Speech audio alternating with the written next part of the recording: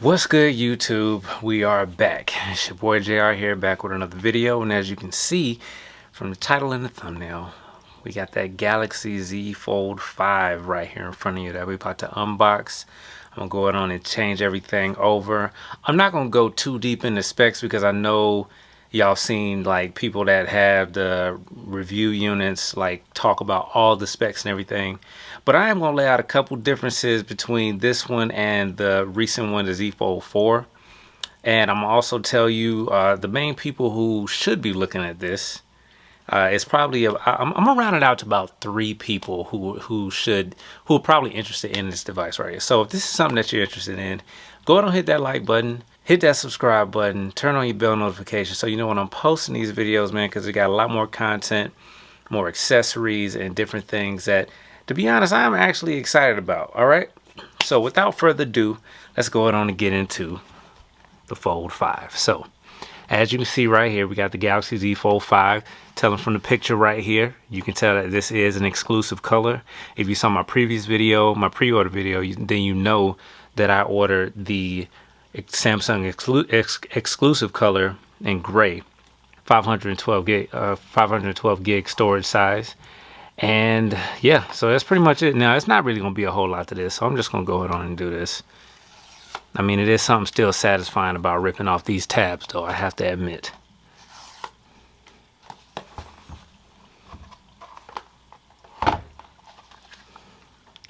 All right, so inside of the top right here, if you are a brand new Fold user, this is where all of, if you want to call them accessories, anything that Samsung gives you is right here in this little packet.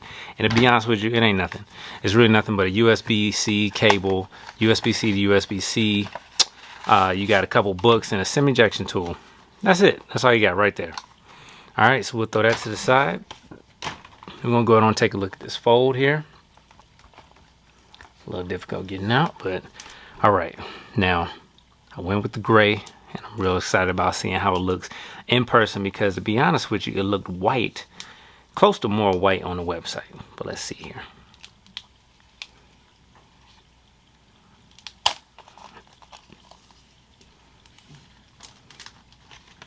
Oh yeah. Oh yeah. Okay. Here we go, and this is it right here. It's unfolded. Now I'm gonna be honest, in the video, and I'm gonna try to color grade this. I'm gonna try to color match this in post. But in the video here, it looks a little bit lighter than it does in person. But I will say that this gray, let me go and peel this sticker off right here. This gray really looks good in person. It really looks good in person. And this is more like a graphite color for the camera lenses right here, and also more of a matte finish of graphite here on around the edges. All right, so here we go. We got the SIM card right here.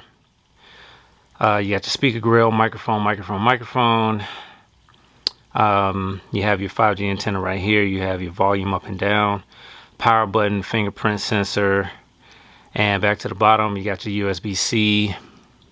Got your USB-C microphone right there. So that's pretty much everything. And then looking on the back, you got your 3 camera lenses, and you got your flash, which if the color wasn't different, then you wouldn't know that it's different from the Fold 4. Now I have my Fold 4 right here. All right, so this is the Fold 4 and this is the Fold 5. Well, actually, let me switch it up because this is how most people look at it. This is the Fold 4 and this is the Fold 5. That's the only difference that you see. So we're gonna come back to this Fold 4. All right, and looking at this right here. So what I'm gonna do is I'm gonna go ahead and set this thing up, and then we're gonna come on and get back with y'all. So give me a minute, we'll be right back. All right, guys, so I have gotten my phone switched over. I'm actually switching over my information from the S23 Ultra that I have right here. No, I am not getting rid of this phone. You definitely should not get rid of it if you have it. But I'm still transferring information. I could have transferred my information from the Z Fold 4, but everything was pretty much updated on my S23 Ultra because that's one of my dailies. So I just went on and transferred that, and I'll just go back through and set everything up. But basically just looking at it right here. So It's still setting up the apps and everything, but I have not folded it yet, and I have what's this, 40% left right now. So let's go on and try this first fold. I want to see how that feels. It's an interesting feeling. It's real tight, but you know what? It has like a, okay, so it's a tight close, but it's kind of got like a springy open. And we use the fingerprint scanner to use as a lock. But yeah, I like how this is folding and closing. This is dope. Okay, so first thing let's talk about, I'll go ahead on and kind of get it out the way. So this is a 512 gig right here. Now, they have 3 different sizes. They got the 256 for $17.99. If this is during pre-order time, by the 11th, it's over.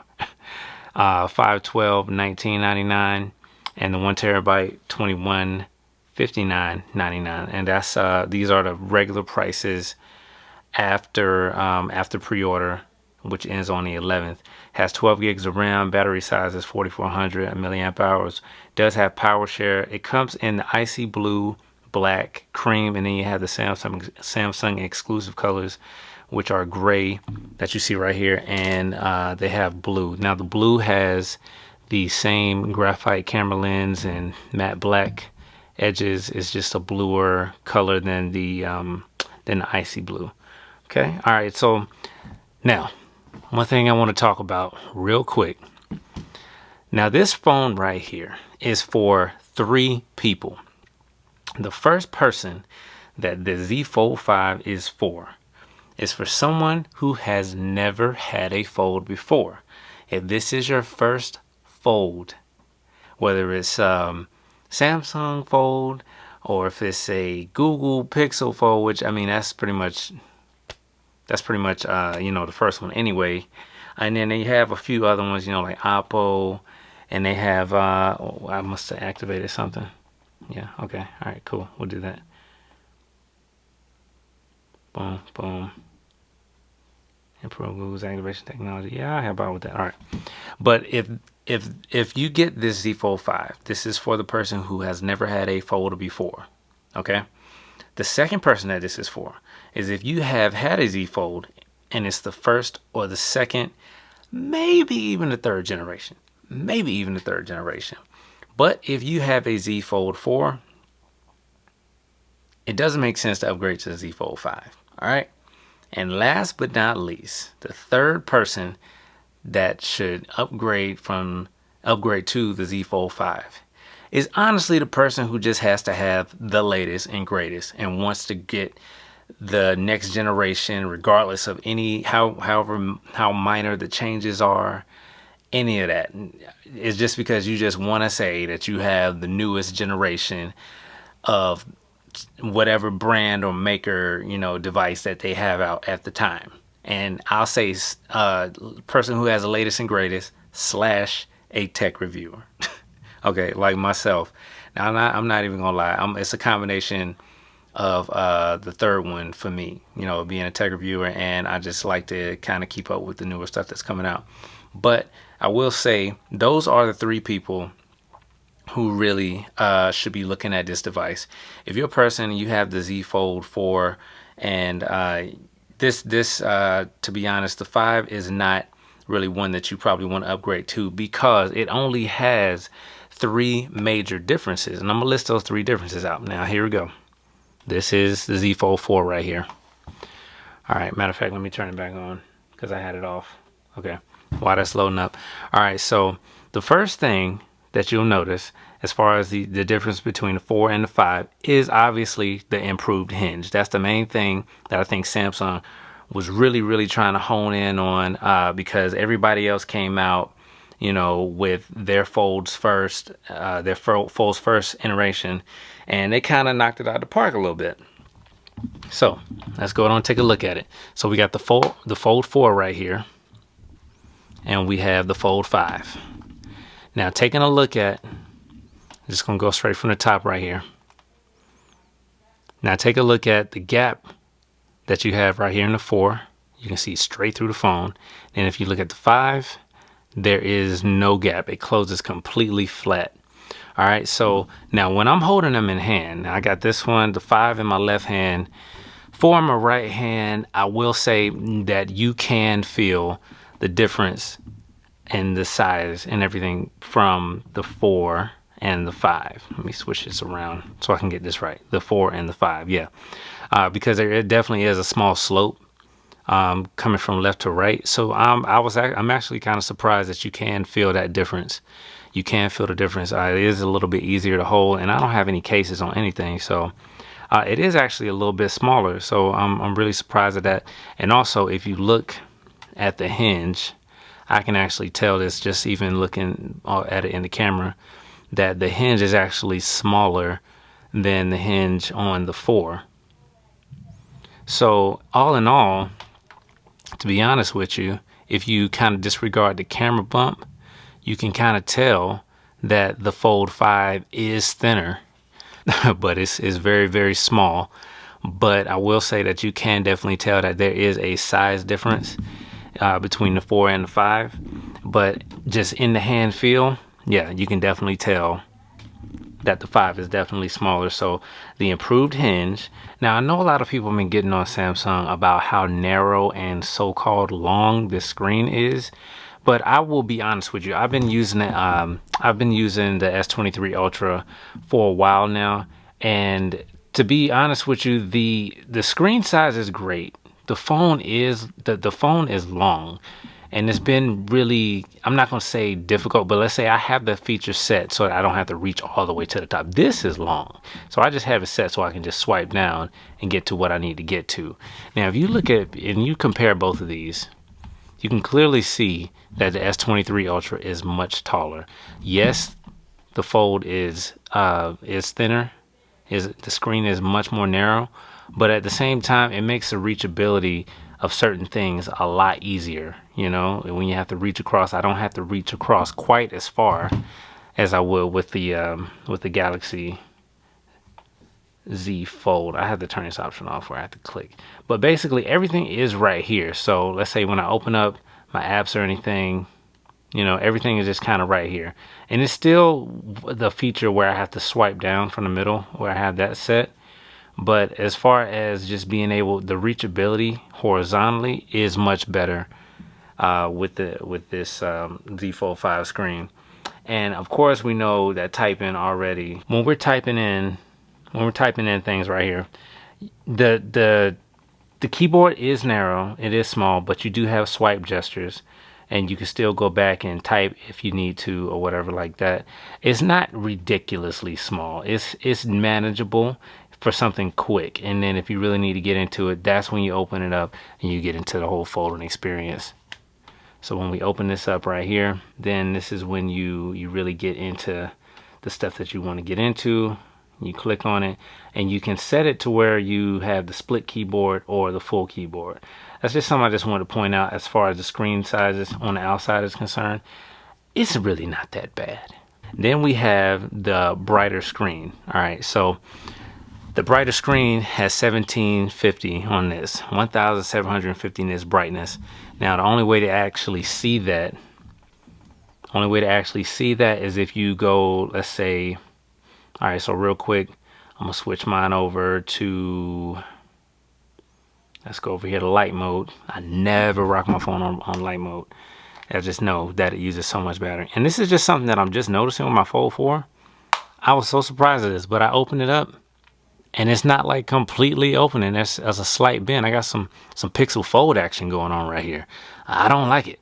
I don't know what's going on. I don't know what happened. I just saw that when I opened it a little while ago. But okay, so now we're gonna go here and let's see, let's turn on, where am I? All right, so we got the display. Let's go light mode. Boom, boom. All right, so we got the 5 and let's switch it over. I don't know why I keep doing that. All right, so we got the 5 and the 4. Let's take let's go back over here to take it max brightness. So that's max brightness on the 4, max brightness on the 5. Now looking at them in person, there's a slight difference. it's really kind of hard to tell. I'm gonna be honest, this is gonna be a difficult difference to see with the eye, with the naked eye. It really is. Even looking at it on camera right now, they still kind of look the same. And this is straight up, yeah, this is just straight up full brightness right here. Looking at full brightness, and I still can't really tell the difference. Now I've seen some other people say that this that the 4 has more of like a hue, like a yellowish hue, and the 5 has more of a white hue. But I couldn't really tell the difference, to be honest with you. I can't really tell the difference. That's not really it's not really standing out to me, to be honest with you. But anyway, that's what they have. Let me go and switch this back to dark because that's just how I like mine. And the last thing is a Snapdragon 8 Gen 2 processor. It's the same processor that the S23 Ultra has in it. So I'm already expecting better performance. I'm expecting cameras to be better, camera quality as far as the picture and post processing to be better than it is on the 4. And last but not least is the battery. They both have the same exact size battery, but because it has a newer processor, it should definitely give you a little bit more, depending on your usage. It should definitely give you a little bit more time, maybe 30 to 40 minutes of extra battery life, depending on how you use your phone. But it's so many factors that plays into that, y'all. So I mean, that's not gonna be. It's not like the battery is literally bigger. It's just processing and how the phone is utilizing the power and the energy in the phone. So honestly, you may see a little bit of difference and you may not. That's really, you know, it's kind of like a car, you know, in horsepower. You, depending on how hot it is outside, you might not have as much horsepower as you think. So you just really gotta. The differences are so small. All right, and other differences as far as physical differences go. Let's close it up here. 4 and 5. Oh, that's such a smooth close right there. So looking at the top here, speaker grills are different. Less speaker grills on the top and the bottom. All right.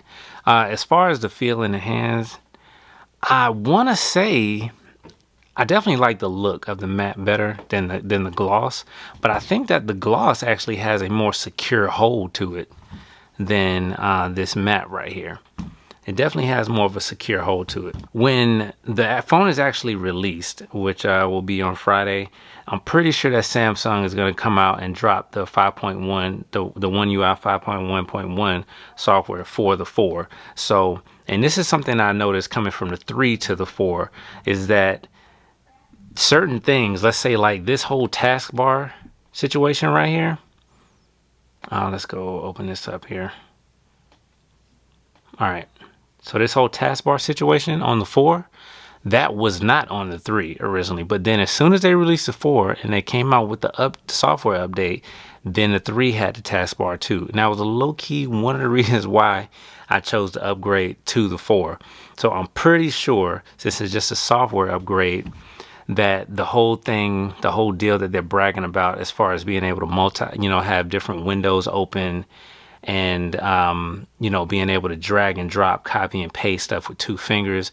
I'm pretty sure that update is going to go back down to the 4 too. So that's something that you want to keep in mind. If you're considering buying, it's just a software update. The 4 is going to be around for a little while, and it's definitely going to have the software updates and stuff like that. So, I didn't really want to get into too much with this unboxing. I just kind of wanted to see it. I kind of wanted you guys to see them. So we got the 4 and we got the 5 here. There aren't really many differences. I told you all who should be upgrading to this phone. If you've never had a Fold before, this is definitely the Fold that you want to get in Samsung if you're looking at Samsung. And I think honestly Samsung, when it comes to the foldables, I think they have the best software because they've had more time to refine it. And it's just way better. And also the second person, like I said, is if you have earlier generation Fold 1 or 2, maybe a 3, then you should definitely upgrade and get the 5. And like I said, the last person is just that one that's just gotta have the latest and greatest, hands down. Go ahead on and cop it. I mean, it's crazy, but go ahead on and do what you do, player. It is what it is. All right. So let's go ahead and all right, I just want to take a look at one other thing. I'm gonna try to knock a couple of things out in this video here. So right here I got the S Pen case, the slim S Pen case right here.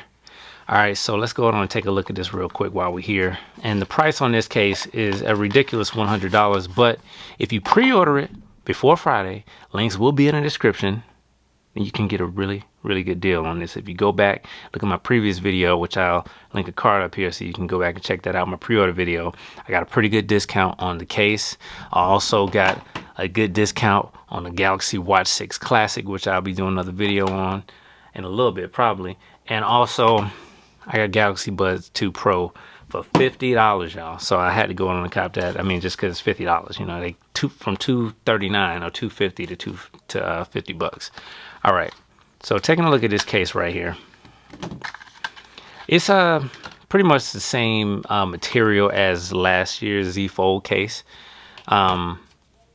Maybe a little bit different. This is the back half of the Z Fold 4 case right here. So this is, you can tell the colors are a little bit different. I mean, and that's okay. But the main thing that we're looking at, the main attraction here is this S Pen. All right, so just taking a look at it, they don't have the connection, you know, of the case at the bottom here, kind of how they had it last year, where this piece here is at the top. So you have to always unplug your charger, which in this case is great because I'm still transferring information. So all I have to do, slap that on like that, boom, and I can still, you know, do what I'm doing. But I went on and got the graphite just because, I mean, I didn't like the icy blue color. I didn't really care for the cream too much.